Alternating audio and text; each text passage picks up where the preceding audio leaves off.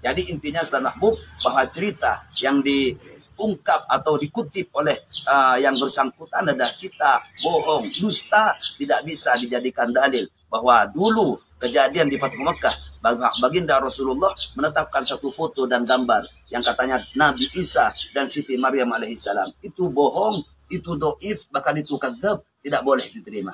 Ini yang bersangkutan dengan cerita yang dikutip oleh beberapa orang tentang kejadian surah atau gambar Nabi Allah Isa tidak bisa dipercaya dalam ahli sunnah wal jamaah. Dan ingat, tema atau poin ini banyak diungkap oleh orang-orang yang di luar Islam, orang-orang di luar Islam, dari Masehi khususnya, dari Mu'tazilah, dari orang-orang yang berpahaman Syiah dan semacamnya.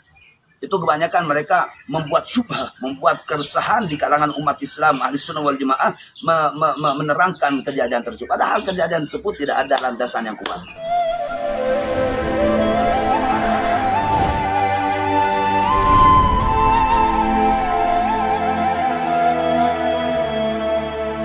Mohon tanggapan Kiai yang sekarang jadi viral, katanya di dalam Ka'bah ada fotonya Nabi Isa dan Siti Maryam. Bismillahirrahmanirrahim. Alhamdulillahirabbil alamin. Wa sallallahu wa sallama ala sayyidina Muhammadin wa ala alihi wa sahbihi ajma'in. Wa la hawla wa la quwwata illa billahil aliyyil azim.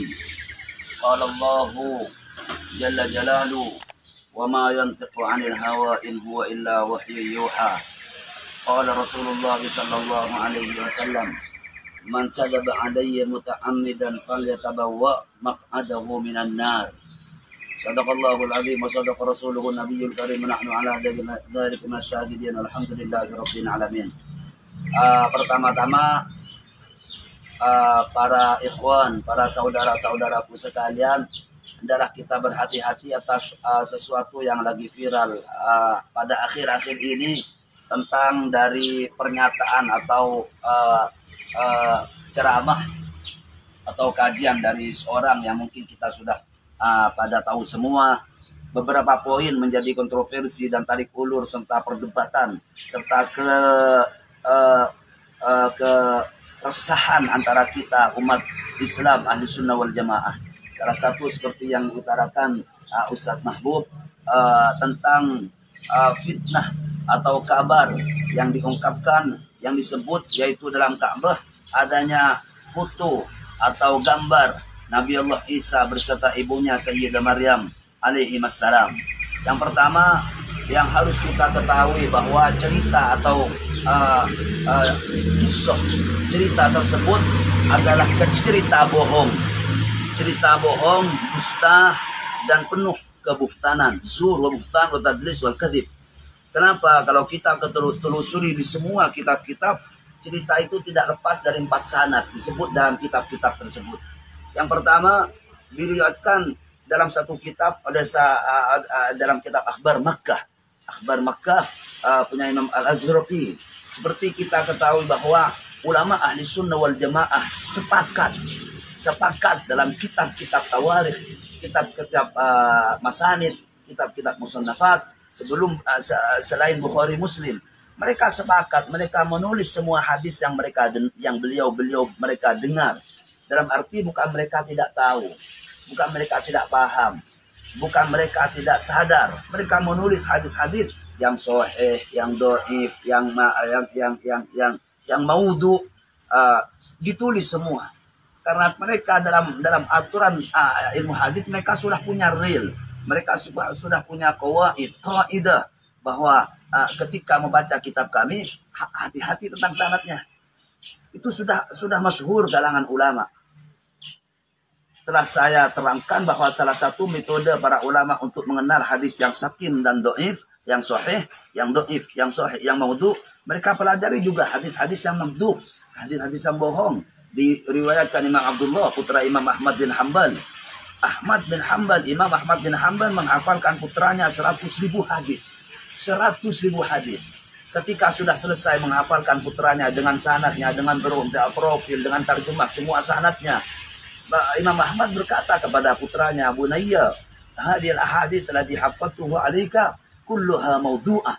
wahai anakku, semua hadis yang kau hafal, 100.000 hadis dengan sanadnya, dengan terjemahnya, semuanya bukan hadis. Akan tetapi itu hadis maudhu, makdubah, perbuatan seorang yang tidak bertanggung jawab. Imam Abdullah bin Ahmad setelah menghafal setidaknya 100.000 hadis maudhu, akan tahu seterusnya. Ketika selain hadis yang 100.000 akan lebih gampang untuk memisah mana yang maudhu, mana yang dhaif. Maka dalam arti para ulama mempunyai qaidah. Mereka tulis dalam kitabnya. Oleh sebab itu Imam Sya'bi, innama yu'lamu sihhatul hadis bi sihhatil isnad. Hadis sahih akan kita ketahui dengan sahihnya sanadnya. Sedangkan hadis yang dikutip atau cerita yang dikutip oleh yang bersangkutan dalam salah satu audensinya mengatakan seakan-akan diflorkan kepada kita sebagai masyarakat awam bahwa hati-hati, di dalam Ka'bah dulu ada surah, ada fotonya Nabi Allah Isa. Seakan-akan ada pembenaran. Seakan-akan ada pembenaran ketika kita mendengar atau melihat video tersebut. Dan ingat, semua hadis atau cerita yang mengungkap tentang adanya foto atau gambar Nabi Isa beserta ibunya, itu semuanya hadisnya bermasalah. Itu semuanya hadisnya bermasalah. Dan kalau kita buka kitab-kitab hadis atau cerita yang menceritakan itu tidak lepas dari 4 sanad, jalur sanad hadis. Yang pertama disebut di Akhbar Makkah, Imam Al-Azraqi, Imam Muhammad bin Abdullah bin Ahmad Al-Azraqi, Al-Ghassani, Al-Syafi'i, Abu Sulaiman, beliau Abu Abdullah, beliau Al-Makki, kalau madhab Syafi'i atau Al-Makki.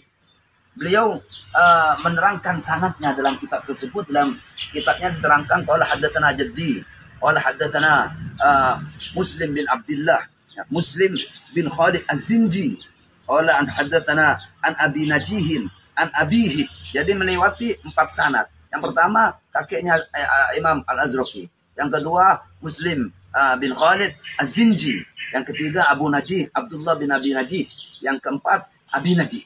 Terus Abi Najih bercerita kejadian dulu di zaman baginda Rasulullah, bahkan bercerita di zaman jahiliyah. Dalam keterangan hadis tersebut bahwa ketika zaman jahiliyah dahulu ada beberapa orang bercerita tentang zaman jahiliyah, bagaimana tentang Ka'bah, sehingga terus mereka bercerita panjang lebar sampai akhirnya bercerita ketika baginda Rasulullah Fathu Mekah, menguasai kota Mekah. Dikatakan dalam hadis tersebut ketika baginda Rasulullah memasuki kota Mekah, masuk ke dalam Ka'bah, semua gambar dan patung disuruh hapus oleh baginda Rasulullah ila makana tahta yadi, kecuali yang ada di bawah telapak tanganku. Setelah dibuka ternyata fotonya Nabi Isa dan Siti Maryam.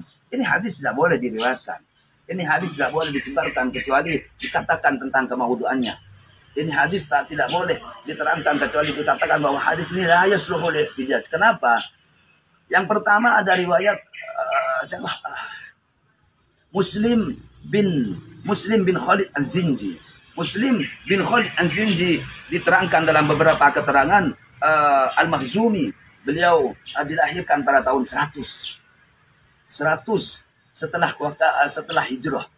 Tahun 100 baru Muslim bin Abdullah Az-Zinji dilahirkan. Imam Abu Daud dalam kitabnya Du'afahu, beliau orang dhaif, la yasluhu al-ihtijaj bihi.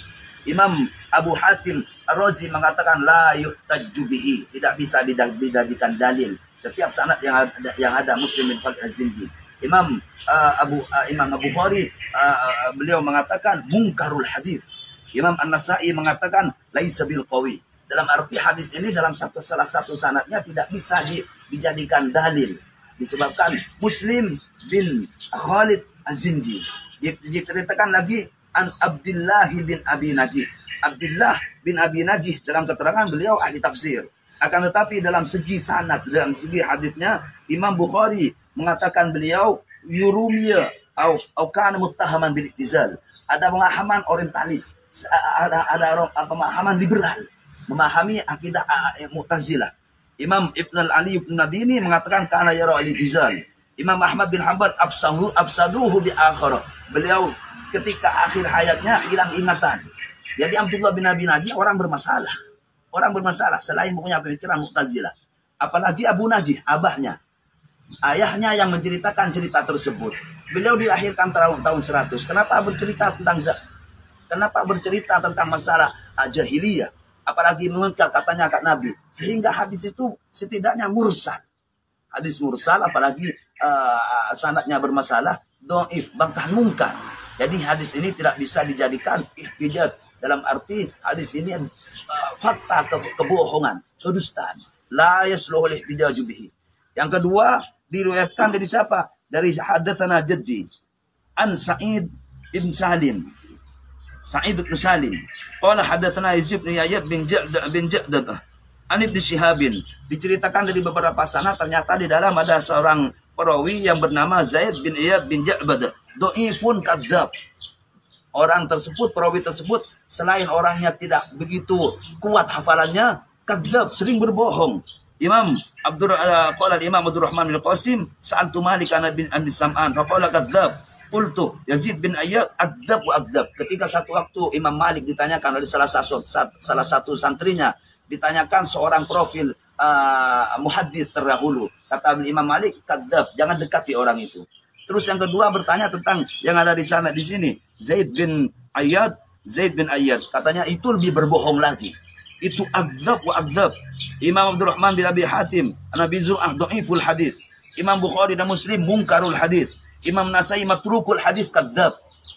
Jadi hadis jalur yang kedua yang diriwayatkan dari Zaid bin Ayyad bin Ja'badah memang tidak bisa diambil hadisnya. Begitu juga hadis yang ketiga, begitu juga hadis yang keempat. Marasil dari siwar tabi'in, hadis mursal dari siwar tabi'in. Siwar tabi'in adalah tabi'in yang kebanyakan mayoritas gurunya dari kalangan tabi'in. Ketika mereka meriwayatkan hadis tanpa menyebut sahabat, maka hadisnya tidak diterima. Maka hadisnya jangan diriwayatkan. Kecuali para ulama yang menerangkan dalam hadis, dalam kitabnya, bahwa ini hadis mursal, hati-hati untuk mengamalkannya atau juga meriwayatkannya. Jadi intinya Ustaz Mahbub, bahwa cerita yang diungkap atau dikutip oleh yang bersangkutan adalah kita bohong, dusta, tidak bisa dijadikan dalil. Bahwa dulu kejadian di Fathu Mekah, baginda Rasulullah menetapkan satu foto dan gambar yang katanya Nabi Isa dan Siti Maryam alaihissalam. Itu bohong, itu dhaif, bahkan itu kadzab, tidak boleh diterima.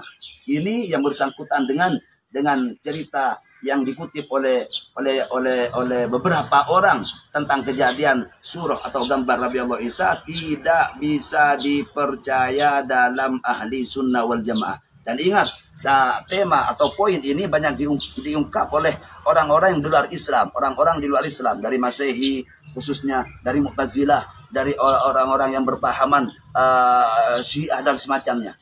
Itu kebanyakan mereka membuat syubhah, membuat keresahan di kalangan umat Islam ahli sunnah wal jamaah, menerangkan kejadian tersebut. Padahal kejadian tersebut tidak ada landasan yang kuat. Yang terakhir, mungkin salah satu teman-teman yang kemarin ditanyakan, cuman kita tidak punya waktu, tentang masalah Sayyidah Khadijah. Yang bersangkutan menerangkan bahwa seakan-akan menyebarkan fitnah atau syubhah.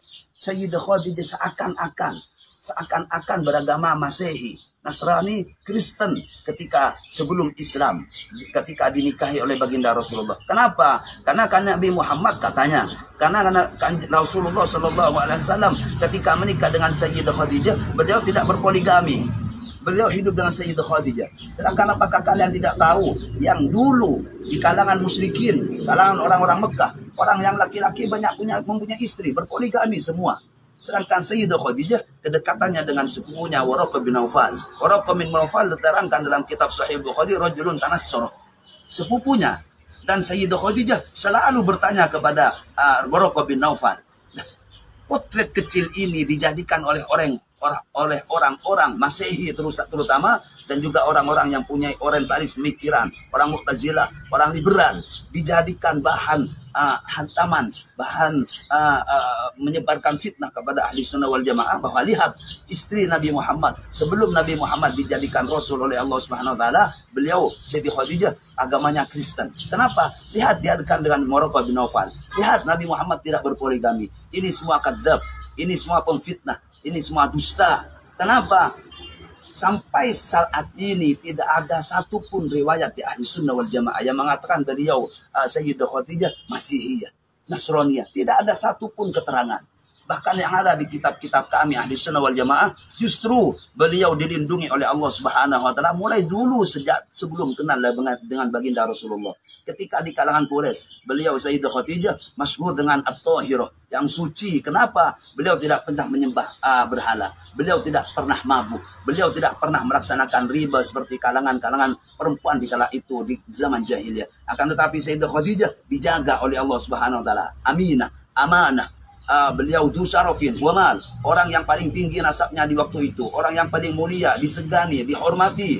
Sayyidah Khadijah sampai punya julukan At-Tahirah, yang suci. Kenapa? Tidak pernah duduk dengan orang-orang yang bukan mahramnya. Tidak pernah duduk. Oleh sebab itu sebagian ulama karena Hanifiyah, Sayyidah Khadijah kita ketika dilihat dengan potret kehidupannya menjalani agama yang dibawa oleh Nabi Allah Ibrahim, tidak menyembah berhala, tidak mabuk, tidak berzina, tidak melakukan transaksi riba dan semacamnya. Perempuan yang suci ini dihadiahkan kepada baginda Rasulullah Sallallahu Alaihi Wasallam. Ini yang pertama. Yang kedua, sejak kapan membikin fitnah bahwa di agama Nasrani pastor atau rahib atau orang-orang Tanassur, ulama-ulama mereka tidak boleh berpoligami. Ini sejak kapan? Padahal kalau kita merujuk kepada kitab-kitab orang Kristen Nasrani, Alkitab sendiri, Allah tidak melarang di sana untuk berpoligami. Tidak ada larangan dari Tuhan, tidak ada larangan dari Allah, tidak ada anjuran dari Allah. Setidaknya sukun. Oleh sebab itu mulai dulu pastor-pastor yang terdahulu mereka berpoligami. Baru dalam kitab At-Ta'lim Al-Masihi Ar-Romani, kitab Ta'limul Masihi Ar-Romani diterangkan bahwa ijma orang Kristen, orang Nasrani, bahwa dilarang bagi pastor melakukan berpoligami dalam kitab tersebut, dan kitab itu masih baru mutaakhirin, barusan dicetak tahun 1786. Lihat, 1786, sedangkan Rasulullah tahun 500. Hampir 1000 tahun bahwa baru mereka menyepakati bahwa tidak boleh berpoligami. Dulunya sebelumnya para pastor, para rahib mereka berpoligami, bahkan beristri, berarang istri. Jadi jangan dijadikan ujung fitnah atau menebar keresahan di kalangan kita bahwa seakan-akan di Nasrani atau Masihi tidak melakukan berpoligami. Mereka hanya sepakat barusan tahun 1700-an baru di dalam kitab tersebut diterangkan. Jadi hati-hati buat ikhwan, buat saudara-saudaraku, lihat konten YouTube atau keterangan, jangan langsung kita ambil, kita tanyakan, konsultasikan para kiai kita, para ustadz-ustadz kita bagaimana keabsahannya. Dan ingat, innama yu'lamu sihhatul hadith bisihhatil isnad. Qala hadha wa sallallahu wasallam ala sayyidina Muhammadin wa ala alihi wa sahbihi ajma'in. At-tafi bihadal qadri bisahmil matin fi raddi ala hamhamati syakur yasin. Hada wa sallallahu wasallam ala sayyidina Muhammadin wa ala alihi wa sahbihi ajma'in walhamdulillahi rabbil alamin.